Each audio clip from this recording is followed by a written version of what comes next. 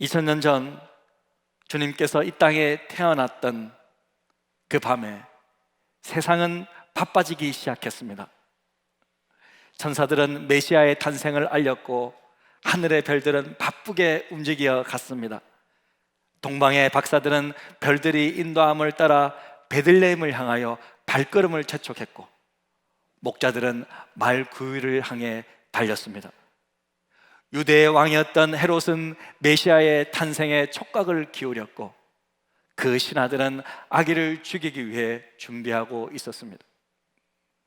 구주가 탄생하신 그 밤에 온 세상에서 많은 일들이 진행되고 있었지만, 정작 예수님의 부모인 요셉과 마리아에게는 아무것도 있지 않았습니다. 그냥 조용하기만 했습니다.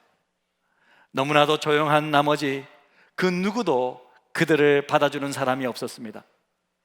잠깐이라도 쉬고 있을 모텔방, 여간방 하나도 없었습니다.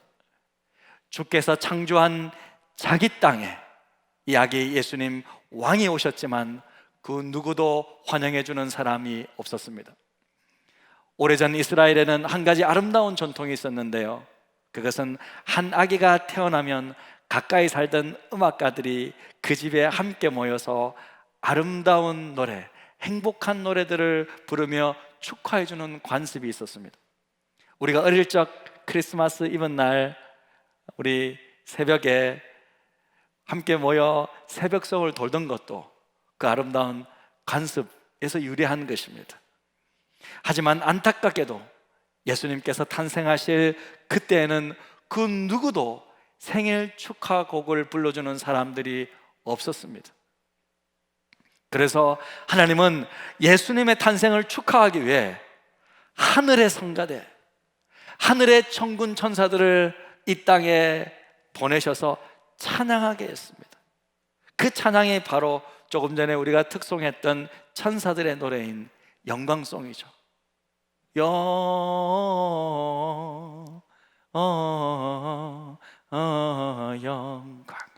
이 찬양이 울려 퍼졌습니다. 천사들은 영광송을 부르며 예수님의 탄생을 축하했습니다. 오늘은 실은 우리 모든 성도들이 함께 모여 우리의 구주, 우리의 주인이신 우리 주님의 탄생을 기뻐하며 생일 축하곡을 다 함께 불러드려야 되는 날입니다. 안타깝게도 함께 모여 예배드리지는 못하지만 이 온라인 상에서라도 오늘 크리스마스의 주인공 되신 우리 예수님을 마음껏 경배하고 찬양하기를 원합니다. 할렐루야! 예수님이 바로 오늘 주인공이세요. 크리스마스의 주인공은 크라이스트이신 예수님이 주인공이시죠. 예수님과 예수님의 탄생, 예수님의 삶, 이 이야기는 실제 이야기입니다. 여러분, 예수님의 탄생 이야기는 아주 먼 옛날에 그렇게 시작하지 않습니다. 그런 말로 시작하지 않습니다. 옛날에, 옛적에, 아주 옛날에 그런 말로 시작하는 것은 동화나 전설이나 신화들입니다. 우리에게 잘 알려진 스타워즈가 그렇게 시작합니다. 그 영화가 그렇게 시작하죠. 그 영화 어떻게 시작합니까? A long time ago in a galaxy far, far away. 영화의 첫 모습 한번 보여주시겠습니까? 스타워즈 이렇게 화면, 두 번째 화면이 이렇게 시작하는 A long time ago in a galaxy far, far away. 오래전에 은하계 멀리, 저 멀리서 이렇게 시작한 영화나 신화들이 그렇게 시작합니다. 하지만 신약 성경의 첫 번째 책인 마태복음 1장 1절은 예수님의 시작, 예수님의 족보를 이렇게 소개합니다. 아브라함과 다윗의 자손 예수 그리스도의 계보라, 족보라. 예수님의 인간 족보가 과연 누구로부터 시작되었는지 분명하게 기록하고 있습니다.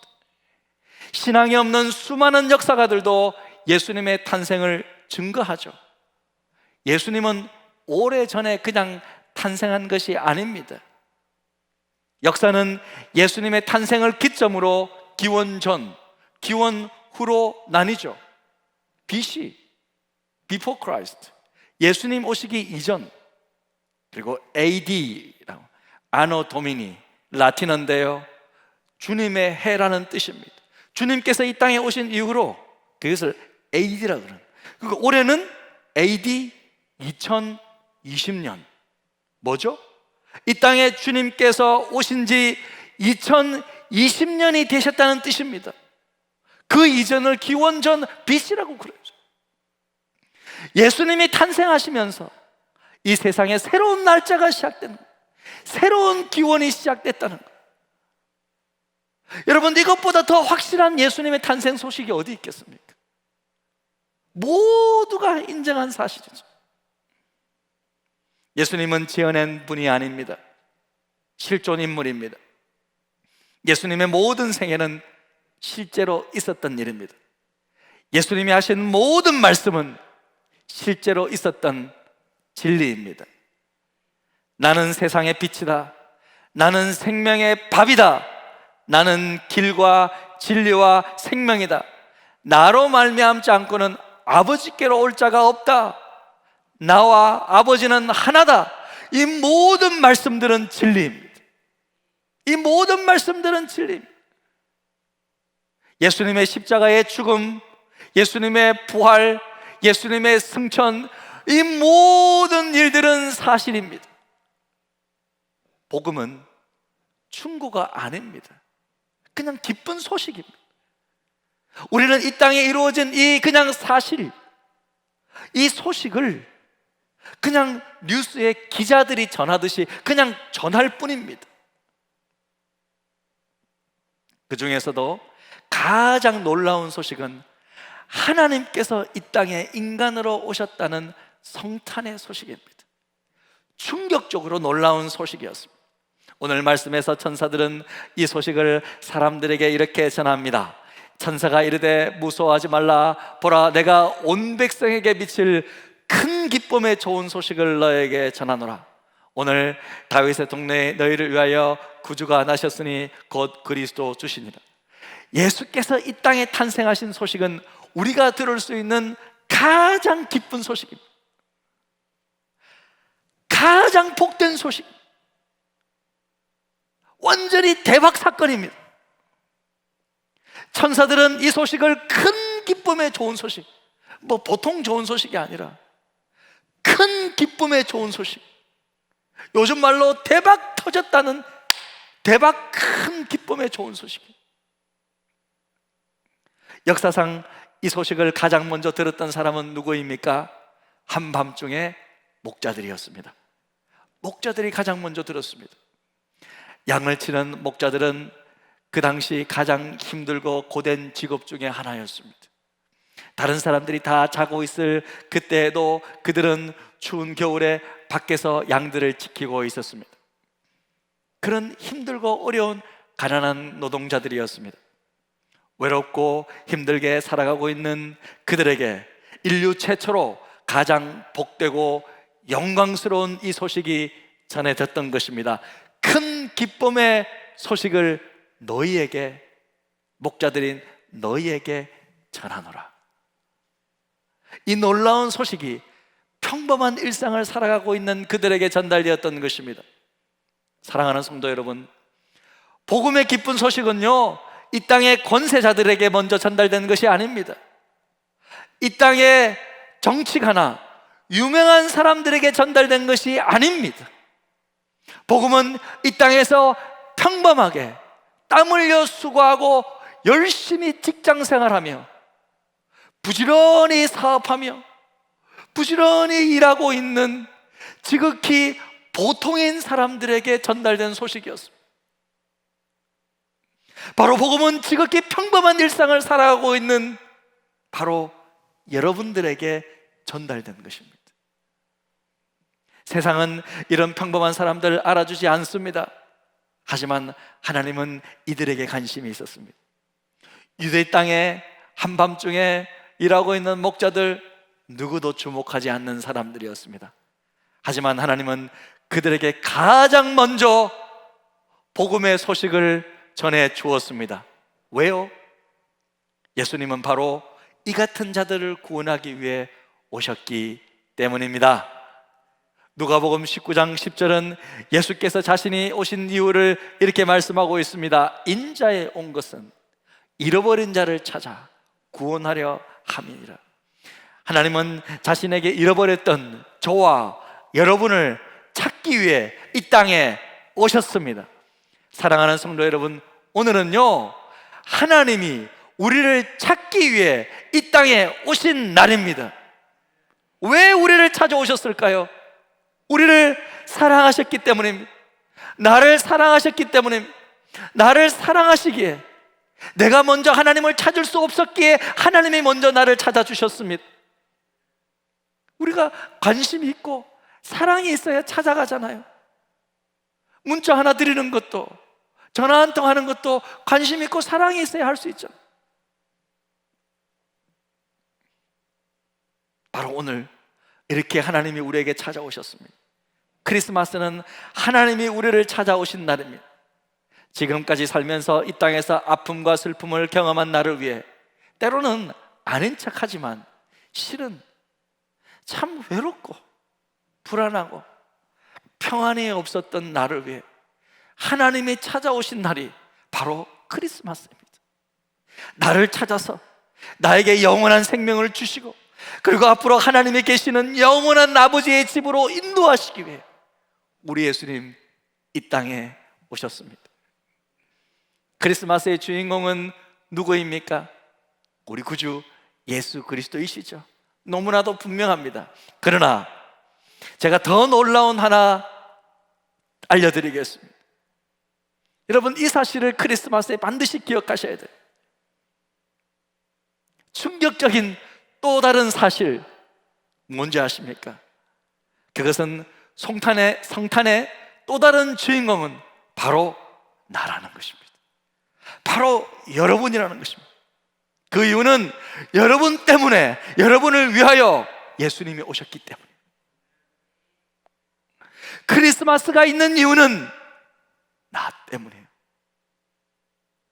잃어버린 자를 찾고 싶은, 잃어버린 나를 위해 성탄절이 있는 것입니다. 제가 지금 여러분 너무 오버해서 설명하고 있는 것입니까? 아닙니다. 말씀을 보십시오. 인자가 온 것은, 예수님이 온 것은 잃어버린 나를 찾아 구원하기 위함이다. 주님 말씀해 주셨습니다. 예수님이 직접 자기 입으로 말씀하신 말씀이세요. 내가 없었더라면, 잃어버린 우리가 없었더라면 예수님이 인간의 모습으로 성탄절에 오실 이유가 없었습니다.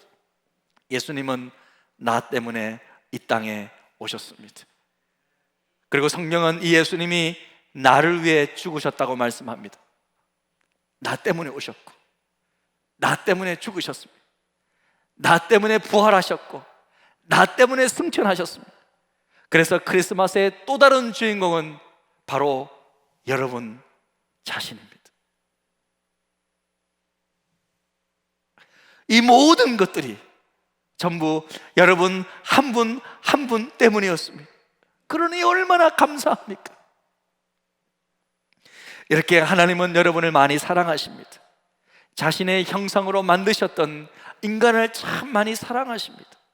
그래서 우리는 크리스마스를 기뻐하는 것입니다. 이 날은 나를 위한 날이니까요. 이 날은 나를 위한 최고의 날이니까요. 그래서 우리는 크리스마스를 메리 크리스마스라고 외치는 거예요. 그래서 저는 메리 크리스마스를 이렇게 한번 의미를 담아 보았습니다. 이렇게 메리, 기쁨으로, 그리스도를 경배하자. 기쁨으로 그리스도를 경배하자. 메리 크리스마스, 기쁨으로 그리스도를 경배하자. 이렇게 의미를 한번 부여해 보았습니다. 나 때문에 하나님이 이 땅에 오신 날, 이 크리스마스의 의미가 여러분 가슴 속 깊이 간직되기를 진심으로 바랍니다. 할렐루야. 우리 옆 사람에게 이렇게 한번 인사 더 합시다. 메리 크리스마스, 메리 크리스마스, 메리 크리스마스, 메리 크리스마스. 나 때문에 주님이 오신 날 기뻐하자.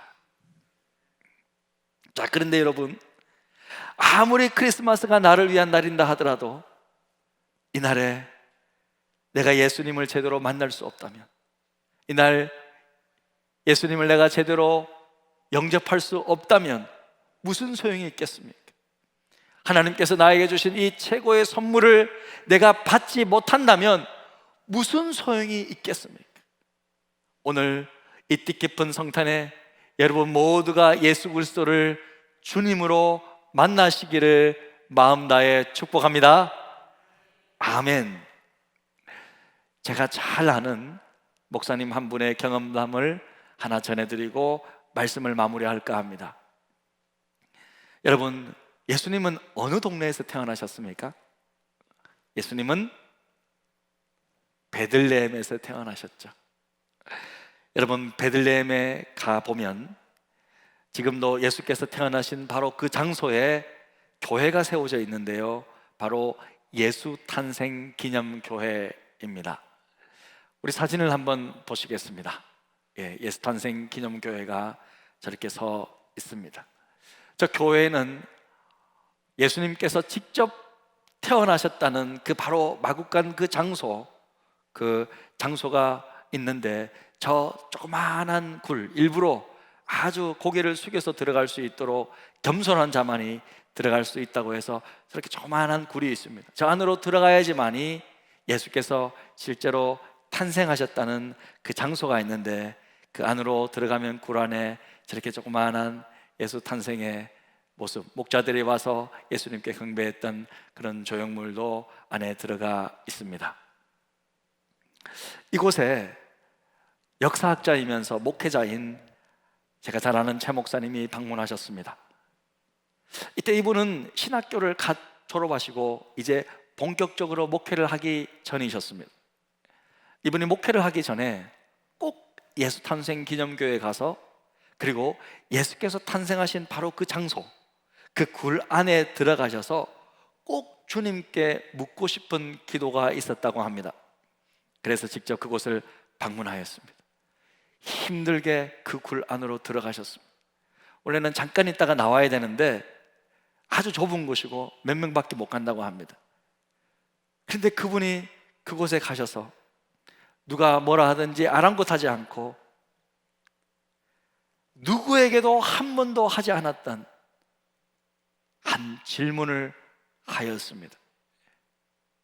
그 기도, 그 질문이 뭐냐? 예수님, 당신은 정말 하나님의 아들이십니까? 예수님, 당신은 정말 온 인류의 구원자이신 하나님의 아들이십니까? 당신은 정말 내가 평생도록 믿고 섬겨야 되는 하나님의 아들이십니까? 이 세상의 구원자이십니까? 그렇게 물었다고 합니다. 그렇게 묻고 침묵의 시간을 보내었습니다. 몇십 분이 흘렀다고 합니다. 그런데 갑자기 목사님이 대성통곡을 하면서 그곳에서 엉엉 우시는 것입니다. 이분은 정말 점잖은 분이세요. 그냥 눈물 한 방울 흘리지 않을 것 같은 우직한 인상을 가신, 무슨 예수님 동상 같은 얼굴을 가지신 분이세요. 그러니까 이순신 장군 같은 동상을 가지신 그런 얼굴이에요. 그때 목사님은요, 정말 아이처럼 펑펑 한참 동안 우시며 겨우 그 굴을 빠져오셨다고 합니다. 최 목사님은 그때 답을 찾은 것입니다. 그 후 목사님은 예수님이 온 역사의 주가 되시고 앞으로 다가올 온 미래의 주가 되심을 담대히 증거하시며 복음을 전하기 시작하셨습니다. 할렐루야. 사랑하는 성도 여러분, 우리도 꼭 이런 시간을 가져야 한다고 생각합니다. 우리 인생에 한 번은 이런 진지한 질문을 던질 수 있어야 합니다. 정말 예수님이 하나님의 아들이신지, 정말 예수님이 나를 구원하기 위해 이 땅에 오신 하나님의 아들이신지, 구세주이신지 진심으로 하나님 앞에 묻는 시간, 이런 진지한 질문을 던질 수 있어야 합니다. 이 질문은 의심의 질문이 아니라 우리가 더 깊은 믿음으로 나아가는 통로가 될 것입니다. 솔직하고 정직하게 마음을 열고 주께 물어보신다면 우리 주님께서 반드시 그 솔직한 답에 가장 올바른 답을 주실 줄로 믿습니다. 주께서 탄생하신 오늘 이 기쁜 성탄절에 우리 인생의 참 구원자이신 예수를 더욱 깊이 체험하시기를 우리 주님의 이름으로 축복합니다. 아멘.